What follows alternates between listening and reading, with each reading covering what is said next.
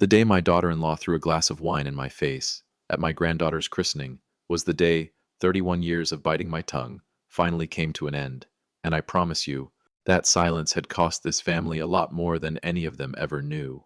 Before I get to the wine, let me back up, because if I start there, you'll miss everything that made it matter.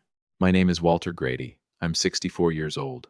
I live outside Charlotte, North Carolina, in a house I built with my own two hands back when this neighborhood was still just red clay and pine trees. I spent 38 years running a commercial roofing company. I started with a used pickup truck and $4,000 I borrowed from my father-in-law, God rest him, Grady Roofing Solutions. We've got contracts with half the shopping centers and warehouses in the Charlotte metro area now, 42 employees. A reputation I built one job at a time, one handshake at a time, for almost 4 decades. I lost my wife, Dorothy, 6 years ago. Cancer. I don't talk about that much, but you should know it, because it explains why my family means more to me than anything else on this earth. When Dorothy passed, I made a promise to myself that I would hold this family together, no matter what it cost me. I kept that promise for 6 years. I'm about to tell you what it actually cost. I have 2 sons, Daniel, my oldest, 38, and Marcus, my youngest, 35. Marcus is married to a woman named Vanessa. Vanessa is 34. Comes from money over in Myers Park. The kind of old Charlotte money that likes to remind you it's old. They've got a daughter, my only granddaughter, Emily, who just turned 6 months old at the time all this happened. Now, Marcus is a good boy, soft-hearted, always has been, but Vanessa never liked me, not from the day Marcus brought her home. She looked at my hands, calloused from 30 years of climbing ladders, and she looked at my truck in the driveway, and I watched her do the math right there on her face. She decided I was some rough country contractor who got lucky, and nothing that happened after that ever changed her mind, because she never once asked. Here's what she didn't know. Here's what nobody in that family bothered to find out, because they'd already decided who I was before I ever opened my mouth. 3 years ago, Marcus came to me quietly, ashamed, sitting in my kitchen with his hands wrapped around a coffee mug he wasn't drinking from. He and Vanessa had overextended themselves.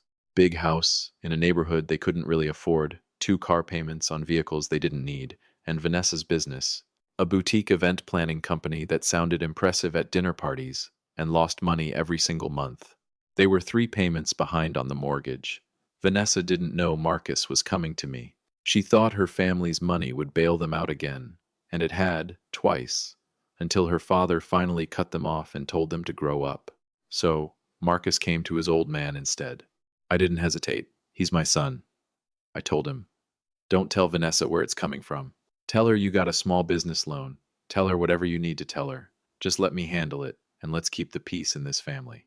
I know how that sounds. I knew how it looked. But I'd already buried my wife. I wasn't about to bury my relationship with my youngest son over a matter of pride.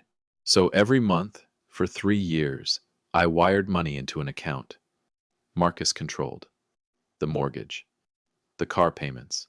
Emily's pediatric bills when she was born early and needed extra care that insurance didn't fully cover. Vanessa's failing event business, more than once, when she needed a cash infusion to get through a slow season. She thought it was coming from a business loan Marcus had cleverly negotiated. She thought her husband was finally getting his act together. She never once thought to ask why a man who worked in mid-level marketing suddenly had that kind of liquidity. Because in Vanessa's mind, Marcus's father was just some retired guy with a truck who showed up at holidays and told stories nobody asked for. Expensive furniture, as it turns out. But still furniture. The christening was at St. Matthew's, out past the Arboretum, on a bright Saturday afternoon in April. Big turnout. Vanessa's side of the family filled up half the church, all pearls and blazers, and my side was smaller, but loud in the way families are when they actually like each other. The reception afterward was at a country club. Vanessa's parents belonged to. White tablecloths, a string quartet, the whole production for a 6-month-old who wouldn't remember a second of it. I was in a good mood, genuinely.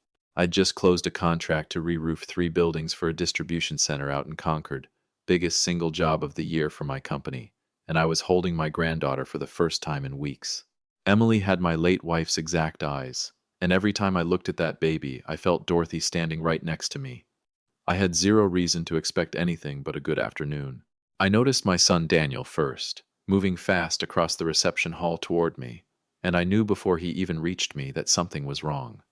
Daniel doesn't move fast for good news.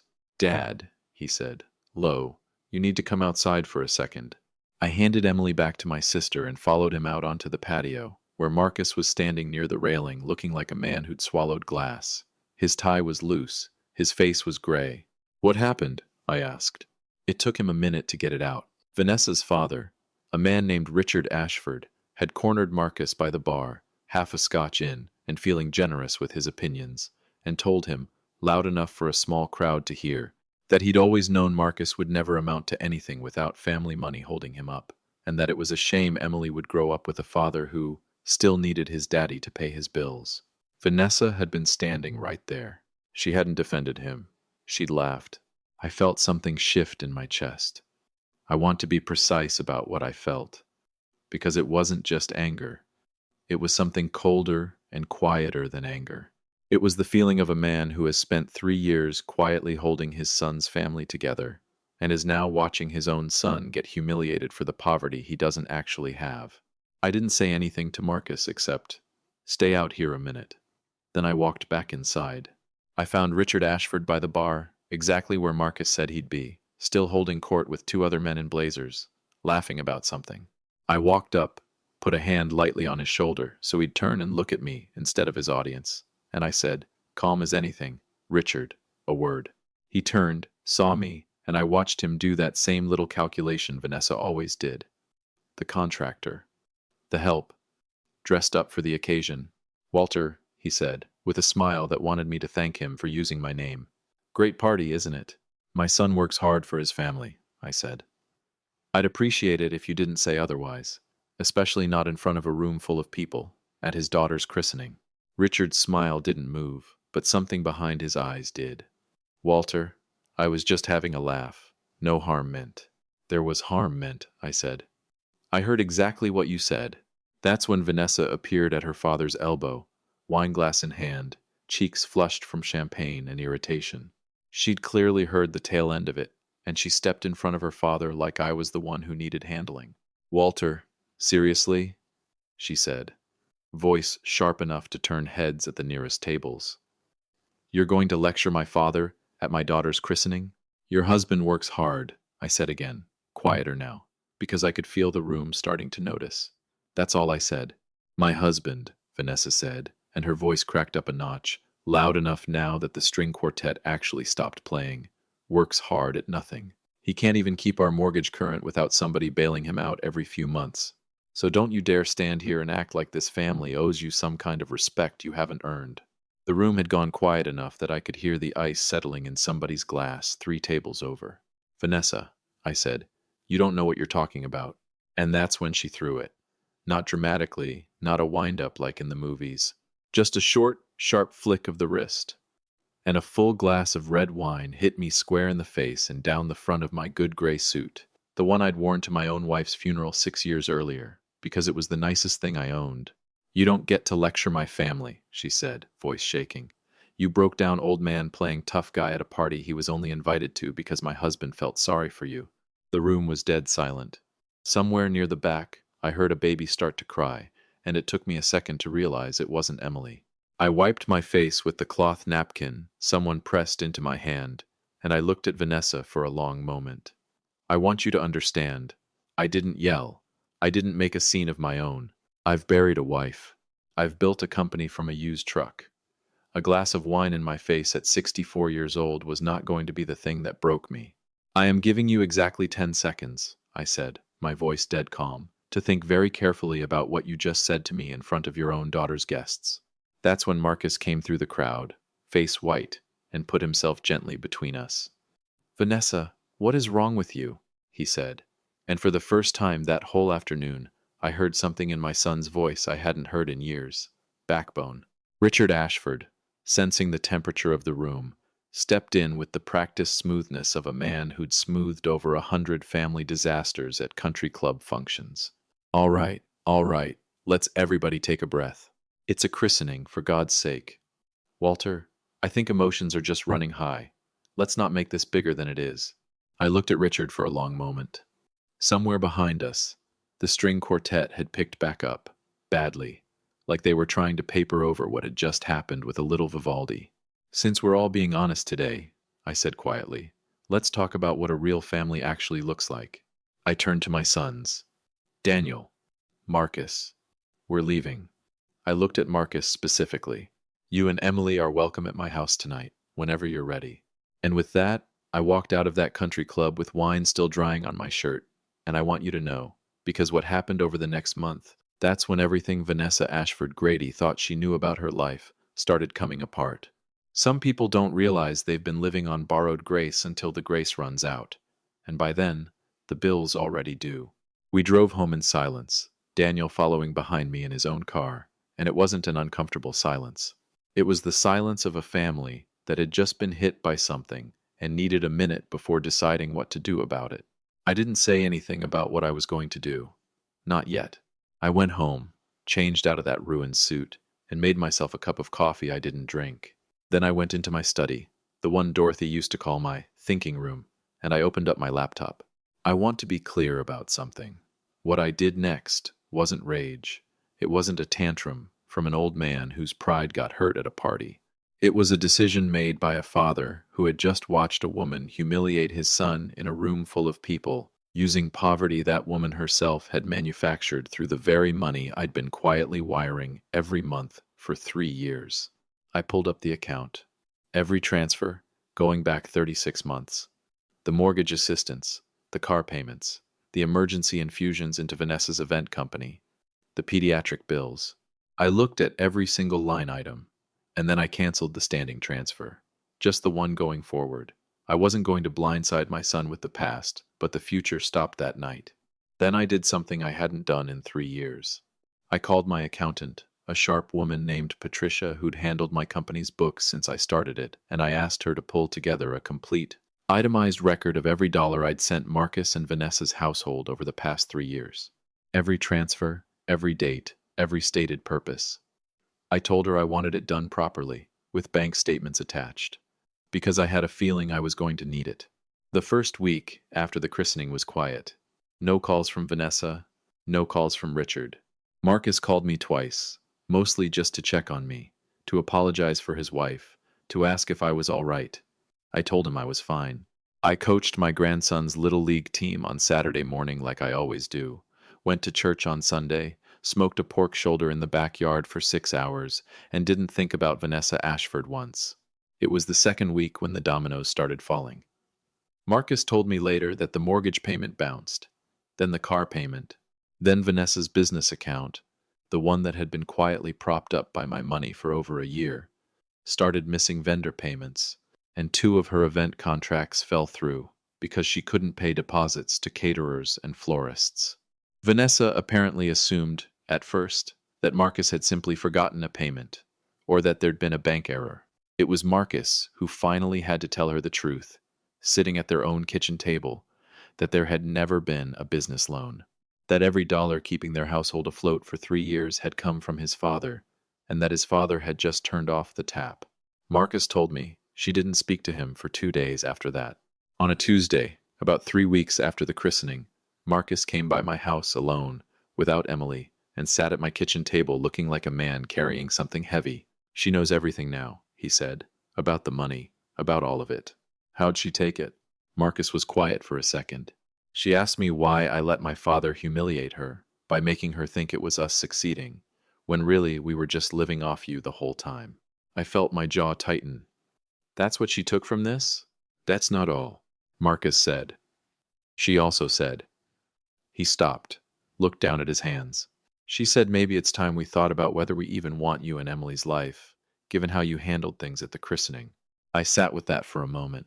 36 months of quiet support, and the woman's first instinct wasn't gratitude or even embarrassment.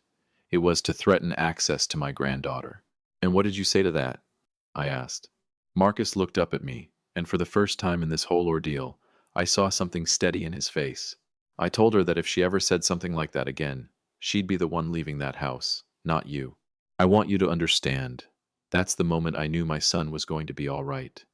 That's the moment 36 months of quiet sacrifice finally showed me something worth every dollar of it. There's more, Marcus said. The bank called about the mortgage. We're 2 payments behind now, and if we don't catch up in 30 days, they start the default process. And Vanessa's dad, Richard, he already told her he's not bailing us out again. Said he warned her years ago this would happen if she married beneath her. His words, not mine. I sat back in my chair. What do you want to do, son? Marcus looked at me for a long moment. I don't want you to fix it, he said. Not this time. I want you to help me understand how to fix it myself. But Dad, there's a dinner. Vanessa's parents want us all to come over this weekend. Some kind of family sit-down. I think they want to smooth things over, because word's gotten out at their country club about the christening, and Richard doesn't like how it looks. I almost laughed, sitting right there at my own kitchen table. They wanted to manage their reputation. They weren't calling because they were sorry. They were calling because people were talking. All right, I said. Let's go to dinner. If you've been with me a while, you already know I don't walk into rooms angry. Drop me a comment and tell me where you're watching from tonight, because I promise you, you're going to want to see how this one ends. The dinner was at the Ashfords' house in Myers Park, a big brick colonial with a circular driveway and a housekeeper who answered the door. Richard had a scotch in his hand before we'd even sat down. Vanessa's mother, a thin, nervous woman named Carol, kept refilling water glasses like it gave her something to do with her hands. Marcus and I arrived together, and Vanessa wouldn't quite meet my eyes when we walked in. We made about 10 minutes of stiff small talk over appetizers before Richard cleared his throat and decided it was time. Walter, he said, leaning back in his chair with the easy authority of a man used to running meetings. I think we all got a little carried away at the christening. Emotions were high. Vanessa's under a lot of stress with the business, and frankly, so is Marcus, with the financial situation. He glanced at Marcus. No offense, son. I said nothing. I let him keep going. What I'm proposing, Richard continued, is that we all take a breath, let bygones be bygones, and figure out how to help this young family get back on solid footing. I know things have been tight for Marcus and Vanessa. I'm willing to put some money toward the mortgage to get them current again, if you're willing to do the same, Walter. Split it 50-50. Show a little family unity. There it was. The real reason for the invitation. Not an apology. A request for a bailout. Dressed up as reconciliation. I set down my water glass, slow and deliberate, right where it had been. Richard, I said, my voice completely level, you didn't invite me here to make peace. You invited me here because your daughter's mortgage is due, and you'd rather split that bill with me than pay it alone. Richard's easy smile faltered. Walter, I'm not finished, I said, no heat in it at all, just fact. And Richard, to his credit, stopped talking. I looked at Vanessa. 3 years ago, your husband came to me because you two were about to lose your house. I sent money every single month since then. The mortgage, the car payments, Emily's medical bills, your business, more than once, when you couldn't cover vendor deposits. Your husband asked me not to tell you where it came from because he was ashamed, and because he loves you, and I honored that. I let you believe you'd built something on your own. That was on me. Vanessa's face had gone pale. That's not Marcus told me it was a loan. There was no loan, I said. There was a father helping his son, quietly, for 3 years, while you stood in a country club ballroom and told a room full of people I was invited out of pity. I reached into my jacket and set a folder on the table. Patricia had put it together exactly the way I'd asked. Every transfer, every date, every dollar. That's a complete record, I said. Of every payment I made to keep your household afloat for the last 3 years, I'd encourage you both to look at it closely before you decide who's actually been carrying this family. The room had gone very quiet. Carol had stopped refilling water glasses. You threw a glass of wine in my face, I said to Vanessa, at your own daughter's christening, in front of both our families, and told me I hadn't earned this family's respect. I want to make sure we're remembering the same moment before I go on. Vanessa opened her mouth. Marcus, beside me, said, quiet as a closed door. Don't. She closed it. You've believed for years, I continued, that Marcus married beneath himself, and that I was some rough old contractor who got lucky. What I actually was the reason your lights stayed on, The reason your daughter got the medical care she needed when she was born early, and the reason your business survived its first 2 failed seasons. I let you believe otherwise, because I loved my son enough to protect his pride. That ends tonight. Richard set down his scotch. Now hold on, Walter. Let's not. I'm not asking for the money back, I said, cutting him off, calm as ever. Every dollar I sent because Marcus is my son and Emily is my granddaughter, and that will never stop being true. But the standing support ends here. Marcus and Vanessa are going to have to build their life on what they actually earn, the way I did, the way most people do. If that means selling the house and finding something smaller, that's a lesson worth learning at 34, not 64. Walter, please, Vanessa said, and her voice had lost every bit of its country club polish. This was the real voice underneath it. I didn't know. I swear I didn't know it was you. If you'd known, I said, you'd have treated me the way you'd treat anyone who'd sacrificed for your family, with respect. Instead, you treated me the way you'd treat hired help who overstepped. That tells me everything I need to know about what kind of gratitude I'd have gotten, even if you had known. I stood up and buttoned my jacket. I spent 3 years protecting this family's comfort at the expense of my own dignity. I said, that's over now. From here forward, I'm only protecting my son and my granddaughter, and that protection doesn't require anyone's permission, least of all yours. I looked at Marcus. You ready, son? Marcus stood without hesitation, something settled and certain in his face that I hadn't seen since he was a boy. Yeah, Dad, I'm ready. Vanessa reached out and grabbed his sleeve. Marcus, wait, we need to talk about this as a family. Marcus looked down at her hand on his arm, then up at her. I love you, he said, simply. But I'm done letting you disrespect my father while living off his money. Figure out which one of those you actually want to keep doing. We walked out of that house together, past Richard, who didn't say another word, and out into the cool April evening. Marcus didn't say anything until we were both in my truck. Good luck with that mortgage, he said, and then he started laughing. Not a polite laugh. The real kind, the kind that comes out of you when something that's been sitting heavy on your chest for years finally lifts. I started laughing too. We sat in my driveway for a good 5 minutes before either of us could stop. Here's what happened after. Marcus and Vanessa did sell the house. It took about 2 months, but they downsized to a townhouse closer to Marcus's office, something they could actually afford on his salary alone. Vanessa shut down the event planning business and, after a rough few months of pride swallowing, took a job managing events for a hotel chain downtown, a steady paycheck instead of a fantasy. From what Marcus tells me, she's good at it, better than she ever was running her own thing, because now somebody else is paying for her mistakes to become lessons instead of me. Richard and I don't speak much, but about 4 months after that dinner, he sent me a short email, no apology exactly, but an acknowledgement that he'd misjudged the situation, and that Emily was lucky to have a grandfather who'd do what I did without ever asking for credit. I appreciated it more than I let on. Vanessa apologized to me in person, about 3 months after the christening, at my house, without Marcus prompting her. It wasn't polished.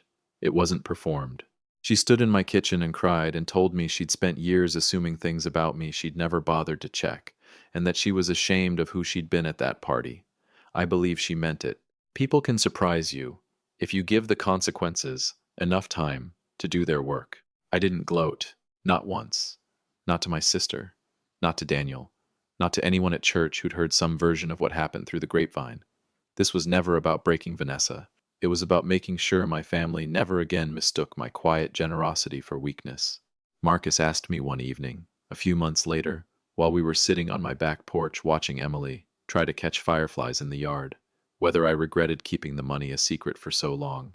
I thought about Dorothy and about the promise I'd made her before she passed, to hold this family together no matter what it cost me.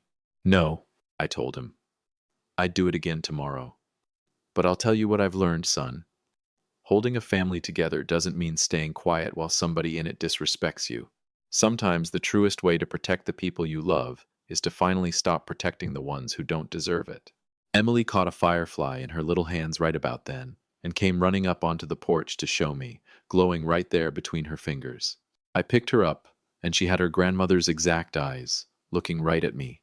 "Grandpa real," she said, in that half-formed toddler way, pointing at me like she was making an announcement to the whole yard. "That's right, baby girl," I said. "Grandpa's real, and I'm not going anywhere." 36 months of silence. 36 months of writing checks nobody knew about, and staying in the background of a family that never bothered to look close enough to see who was actually holding it up. And in the end, all it took was one glass of wine, one folder full of receipts, and the quiet, unhurried decision of an old man who finally stopped protecting the wrong people. My name is Walter Grady. I'm 64 years old. I live outside Charlotte, North Carolina, and everyone who sits at my table knows exactly who built it. That's what a real father and a real grandfather does.